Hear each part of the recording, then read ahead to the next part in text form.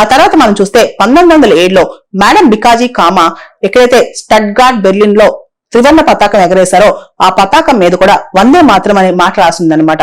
So వందే మాత్రం మనకి theme song అయింది, వందే మాత్రం మన గుండె చప్పుడైంది, వందే మాత్రానికి మ్యూజిక్ కంపోజ్ చేసింది కూడా రవీంద్రనాథ్ ఠాగూర్ గారే, అది కూడా మనం గమనించాం. ఆ తర్వాత పూర్తి స్థాయిలో మన స్వతంత్ర ఉద్యమంలో వందే మాత్రం అనేది మనం ఎప్పుడూ పాడుతూ వచ్చాం.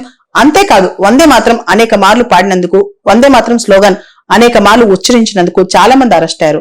20th May 1906 1906లో మే 20వ తారీఖున బరిసాలి ప్రస్తుతం బంగ్లాదేశ్ ప్రాంతంలో అప్పట్లో వందే మాత్రం ప్రొసెషన్ అనేది జరిగిందనమాట. దానిలో వేల మంది పార్టిసిపెంట్స్ వచ్చారు. హిందూస్ ముస్లింస్ అందరూ కలిసి వందే మాత్రం పాడుకుంటూ వందే మాత్రం ఫ్లాగ్స్ పట్టుకుని రోడ్డు మీదకి వచ్చారు. దాంతో పాటు ఆగస్టు 1906లో బిపిన్ చంద్రపాల్ గారు వందే మాత్రం అని చెప్పి ఇంగ్లీష్ డైలీ కూడా స్టార్ట్ చేశారు. ఈ వందే మాత్రం థీమ్ దాని వెనకాల ఉన్న ఎమోషన్ తట్టుకోలేక బ్రిటిష్ వాళ్ళు ఫైన్ విధించేవాళ్ళు, పోలీసుల్ని కాపలా పెట్టేవాళ్ళు. బెంగాల్లోని రంగ్పూర్ అనే ప్రాంతంలో ఎవరైతే వందే మాత్రం పాడతారో వాళ్ళపైన 5 రూపాయలు ఫైన్ కూడా వేసేవాళ్ళు అప్పట్లో. అంతేకాదు వందే మాత్రం పాడిన వాళ్ళని, ఆ స్లోగన్స్ రైజ్ చేసిన వాళ్ళని అరెస్ట్ చేసేవాళ్ళు. అంతేకాదు 1908లో ఎప్పుడైతే లోకమాన్య బాల్ గంగాధర్ తిలక్ గారు అరెస్ట్ అయ్యారో ఆయన్ని మాండలే జైల్ బర్మాకి తరలించారనమాట. ఆ టైంలో కూడా చాలా మంది యువకులు వందే మాత్రం పాడారు. వాళ్ళందరినీ కూడా బ్రిటిష్ వాళ్ళు అరెస్ట్ చేశారు.